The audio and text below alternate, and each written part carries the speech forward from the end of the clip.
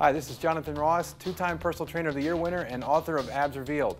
I wrote Abs Revealed to help end the confusion that you have about training the abs.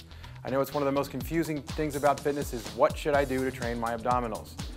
So here are my top tips for training the abs. The first thing we want to do is train the abs for both stability and mobility. The abs are primarily intended to be stabilizers of the spine, but like any muscle in the body, there's times we have to be stable and times where we have to move. So if we choose exercises that focus on sometimes primarily stability and sometimes primarily mobility, we'll get the best response and get the best of both worlds from our ab training.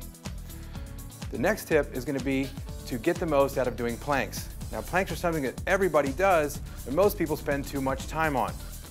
Planks beyond about 30 seconds, in my opinion, is a bit of a waste of time that you could spend moving. Life is movement, so your training should be the same thing.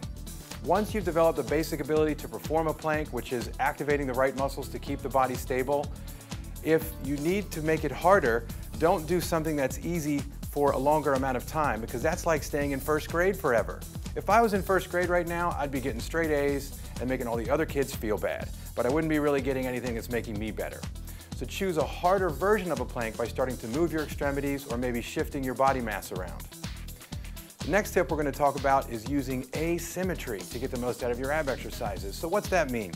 That's just meaning that we're getting your body out of balance. We're doing something different with the left half of the body than we are with the right half.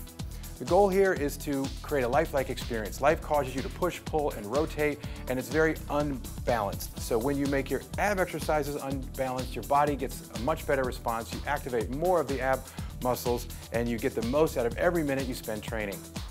And the last tip is, yes, it's still okay to do crunches. Crunches aren't the greatest exercise ever invented, but nor are they the worst. There are times where performing a spinal flexion movement, which is what a crunch is, can be very beneficial and help to nourish the spine. And there's ways we can do it, as you'll see in my ACE video series, that we can spread out the load across the entire ab area and do crunches in a much more effective way, keeping the torso open and providing some of those asymmetrical challenges like I talked about. So there you have it, my top tips for training the abs. Use them, get your abs in shape, and be sure to check out the ACE video series to help you how to do it.